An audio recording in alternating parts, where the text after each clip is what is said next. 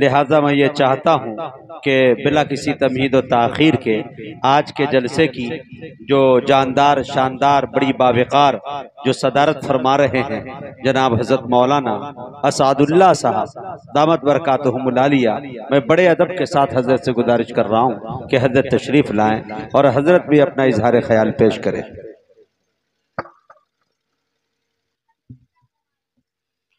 السلام علیکم ورحمۃ اللہ وبرکاتہ۔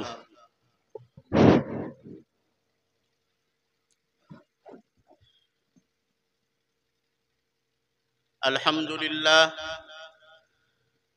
للہ نحمده ونستعینه ونستغفره ونعوذ باللہ من شرور انفسنا ومن سیئات اعمالنا، من يهده الله فلا مضل له ومن يضلله فلا هادي له، ونشهد أن لا إله إلا الله وحده لا شريك له، ونشهد أن سيدنا ومولانا محمدا عبده ورسوله، أما بعد، أعوذ بالله من الشيطان الرجيم، بسم الله الرحمن الرحيم، لن تنالوا البر حتى تنفقون، قال النبي صلى الله عليه وسلم، إذا مات العبد انقطع عمله إلا ثلاث، سبحانك لا علم لنا إلا ما علمتنا إنك أنت العليم الحكيم، رب اشرح لي صدري ويسر لي امری واحلل عقدۃ من لسانی یفقهوا قولی، رب زدنی علما وارزقنی فہما والحقنی بالصالحین، اللہم صل علی محمد وعلی آل محمد کما صلیت علی ابراہیم وعلی آل ابراہیم انک حمید مجید، اللہم بارک علی محمد وعلى آل محمد كما باركت على إبراهيم وعلى آل إبراهيم إنك حميد مجيد۔ میرے بزرگوں اور دوستوں، پردہ نشین ماں اور بہن، یہ جو مجلس لگائی گئی، یہ جلسہ سیرت النبی اور تحفظ اوقاف، ہم نے قرآن پاک کی ایک آیت پڑھی جس میں اللہ تعالیٰ ارشاد فرما رہے ہیں کہ ان الدین لن تنالوا البر حتى تنفقون، اور ہم نے قرآن پاک کے ساتھ احادیث کریمہ پڑھی جس میں اللہ پاک فرماتے ہیں، اللہ کے نبی فرماتے ہیں، اذا مات العبد، کہ جب انسان مر جاتا ہے، انقطع عملہ، تو اس کے عمل منقطع ہو جاتے ہیں، الا ثلاث، مگر تین ایسی چیزیں ہیں کہ اس کا ثواب اس کو ملتا رہتا ہے۔ اس میں سے پہلی چیز کیا ہے؟ او صدقۃ جاریہ، کہ نمبر ایک وہ صدقہ جاریہ ہے۔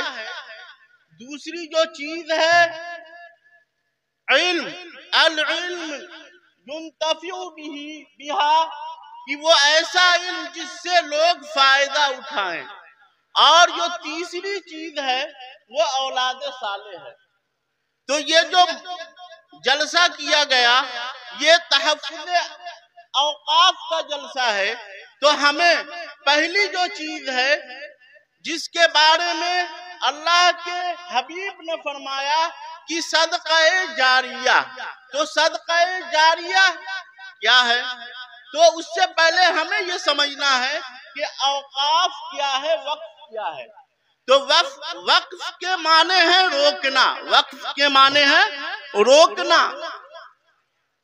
مسلمانوں میں اور ہمارے اکابرین نے، ہمارے اسلاف نے، ہمارے بزرگوں نے اللہ کی محبت اور نبی پاک صلی اللہ علیہ وسلم کی محبت میں جو زمینیں اللہ کے لیے روکا ہے، اللہ کے لیے وقف کیا ہے کہ یہ اللہ کے لیے وقف ہے اور اس کا نفع یہ مسلمانوں کو ملے گا، اس کا فائدہ یتیم اٹھائیں گے، اس کا فائدہ مسجد کو دیا جائے گا، میرے بزرگوں اور دوستو وقف بمانا روک لینا، وقف بمانا وہ مال منقولہ جو روک لیا جائے عامت المسلمین کے نفع اٹھانے کے لیے اور عامت المسلمین کے فائدہ دینے کے لیے۔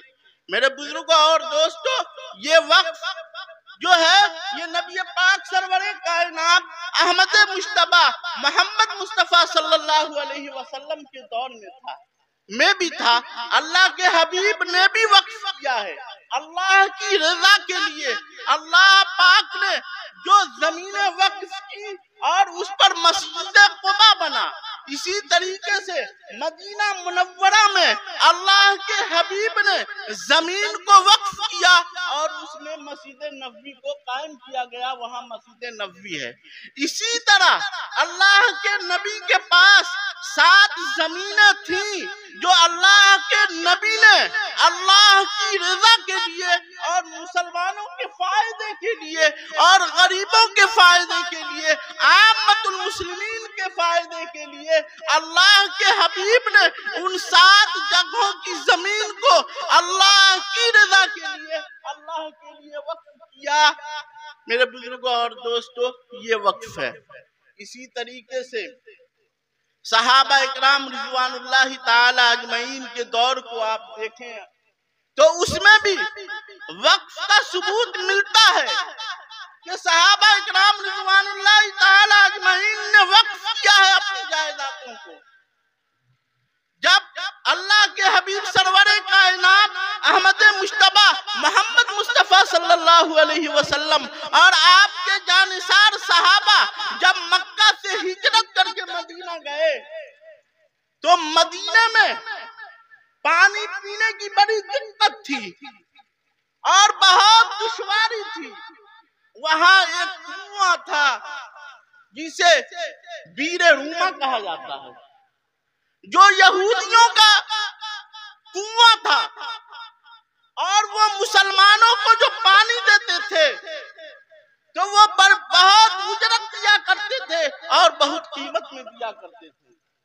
تو اللہ کے حبیب سرور کائنات احمد مجتبی صلی اللہ علیہ وسلم نے اعلان کیا کہ اگر کوئی اللہ کے لیے کوئی چیز وقف کرتا ہے تو اللہ پاک اس کو جنت میں اس کا اجر دیں گے۔ اس کے بعد حضرت عثمان غنی رضی اللہ تعالی عنہ مسلمان بہت پریشانی کے عالم میں گزر رہے تھے، پانی کے لیے ترس رہے تھے، کوئی پرسان حال نہ تھا۔ تو حضرت عثمان غنی رضی اللہ تعالی عنہ نے اس یہودی سے کہا جس کا کنواں تھا کہ تم اس کنویں کو ہمارے ہاتھ بیچ دو۔ تو اس یہودی نے بیچا نہیں، اس نے کہا کہ ہم نہیں بیچیں گے، لیکن ہاں اتنا ہو سکتا ہے کہ ہم آدھا کنواں بیچیں گے، آدھا ہم نہیں بیچیں گے۔ لہذا حضرت عثمان غنی رضی اللہ تعالی عنہ نے 35,000 درہم میں اس کنویں کو خریدا اس یہودی سے، اور اس کا نتیجہ یہ ہوا کہ ایک دن مسلمان اس کنویں سے پانی بھرتے تھے پینے کے لیے اور جمع کر لیتے تھے اور اکٹھا کر لیتے تھے، اور دوسرا دن جو تھا وہ یہودی کا تھا، اس دن کوئی جاتا نہیں تھا پانی لینے کے لیے۔ جب اس نے دیکھا کہ مسلمان کی جب باری رہتی ہے، مسلمان کا جب باری ہے تو مسلمان اس کنویں سے پانی جمع کر لیتے ہیں اور ہماری باری میں کوئی نہیں آتا، حضرت عثمان غنی رضی اللہ تعالی عنہ نے اس یہودی سے کنواں خرید کر مسلمانوں کے لیے وقف کر دیا اور عام کر دیا کہ جو چاہے وہ اس کنواں سے پانی بھرے اور اس کنواں سے پانی کو جمع کرے۔ یہ وقف ہے۔ اسی طریقے سے حضرت عمر رضی اللہ تعالی عنہ نے رسول کریم صلی اللہ علیہ وسلم سے فرمایا کہ زمینوں میں سب سے بہترین زمین زمین جو مجھے پسند ہے میں وہ چاہتا ہوں کہ مسلمانوں کے لیے وقف کر دوں، مسلمان غریبوں کے لیے وقف کر دوں۔ اللہ کے حبیب نے فرمایا کہ نہیں، اسے روکے رکھو اور تم اپنے خاندان والوں کے لیے، اپنے رشتہ داروں کے لیے وقف کر دو۔ اسی طریقے سے ایک صحابہ ہے حضرت طلحہ رضی اللہ تعالی عنہ، وہ فرماتے ہیں کہ میرا ایک باغ ہے اور اس باغ میں ایک کنواں ہے جسے اس کنویں کو بیر روح کہا جاتا ہے۔ اس کنویں کا پانی اتنا میٹھا کہ اس کنویں کے پانی کو سرور کائنات احمد مجتبی محمد مصطفیٰ صلی اللہ علیہ وسلم نے بھی نوش فرمایا۔ انہوں نے کہا جب اللہ کے نبی سے یہ حدیث سنی، اللہ کے نبی کی زبان سے جب یہ ہوا کہ جو اللہ کے راستے میں سب سے اچھی چیز خرچ کرتا ہے تو اللہ پاک اسے جنت میں گھر عنایت فرماتے ہیں۔ اس کے بعد انہوں نے اس باغ کو مسلمانوں کے لیے اور عام لوگوں کے لیے، تمام مسلمانوں کے لیے عام کر دیا۔ میرے بزرگوں اور دوستو، اس کا ثبوت صحابہ اکرام رضوان اللہ تعالی اجمعین سے ملتا ہے۔ اس ہمارے ہندوستان میں ہمارے بزرگوں نے بہت سی زمینیں اللہ کی رضا کے لیے، نبی پاک سرور کائنات کی خوشنودی کے لیے انہوں نے وقف کیا مسلمانوں کے لیے، تاکہ مسلمان اس کی آمدنی سے فائدہ اٹھائے اور مسلمان جو ہے اس سے بسر کرے اور اس سے اپنی زندگی کو اچھی کرے۔ جب یہ ہندوستان آزاد ہوا، ہندوستان پر ایک قہر برپا ہوا۔ ہندوستان کے ایک طبقہ نے تقسیم ہند کیا۔ تقسیم ہند کے بعد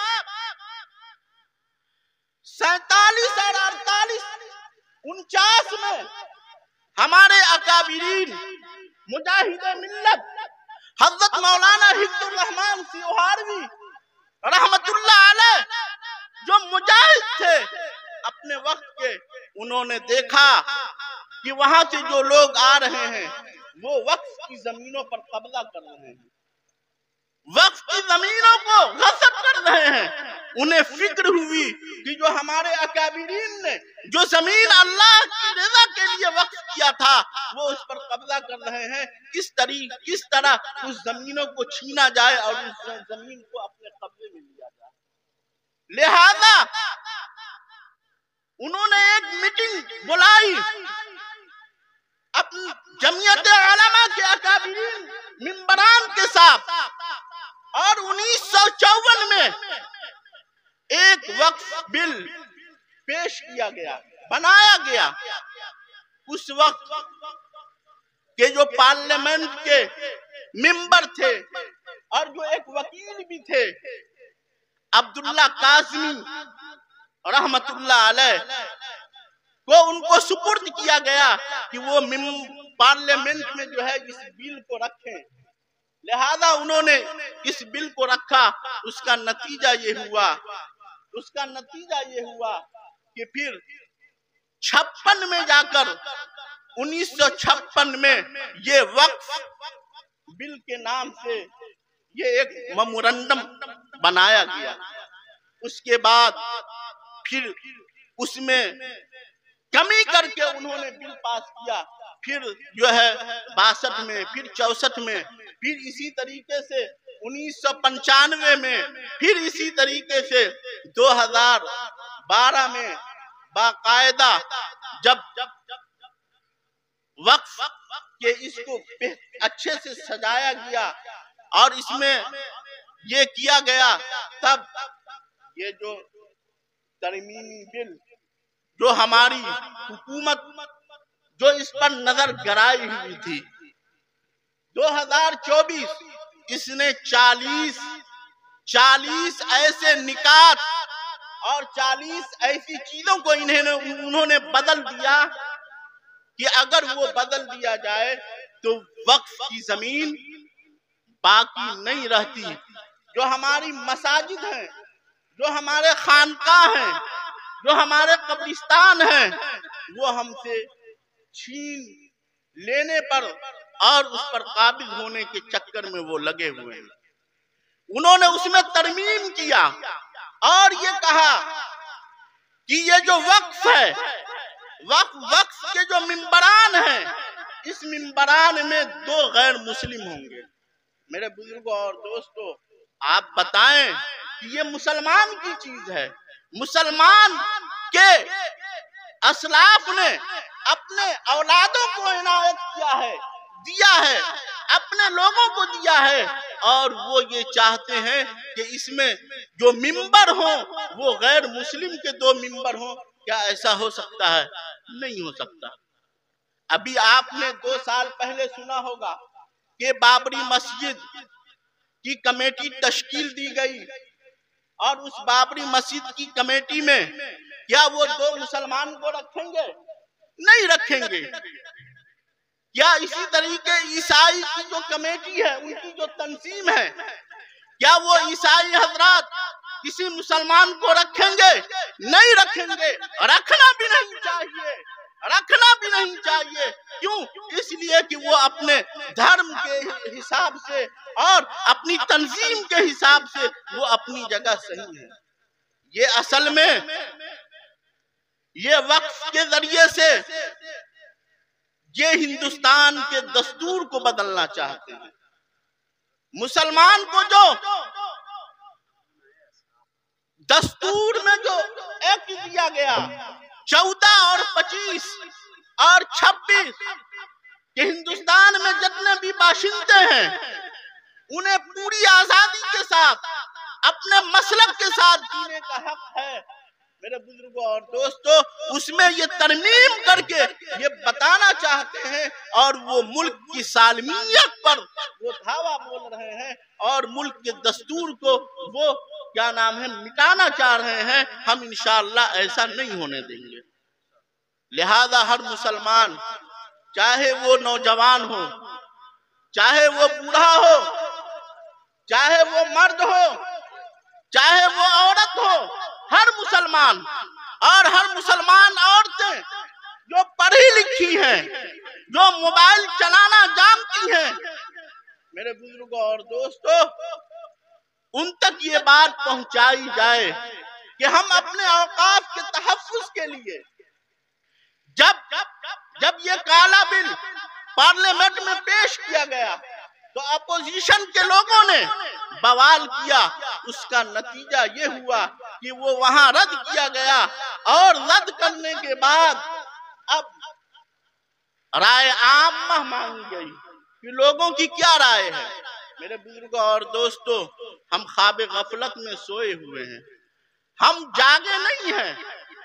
جو دوسری قومیں ہیں، جو اسلام مخالف ہے، جو اسلام کا دشمن ہے، وہ اس بل کو اس وقف کو رد کرنے کے لیے وہ اسکین کر رہے ہیں. لیکن ہم اس بل کو رد کرنے کے لیے اور اسی طریقے سے ہم اس کے خلاف ہیں. ہم اپنی بات پہنچانے کے لیے ابھی تک ہم نے اسکین نہیں کیا. لہذا ضرورت اس بات کی ہے کہ ہم جاگیں اور اپنی بات وہاں تک پہنچائیں. اللہ پاک کہنے اور سننے سے زیادہ عمل کرنے کی توفیق عطا فرمائے. وما علینا الا البلاغ.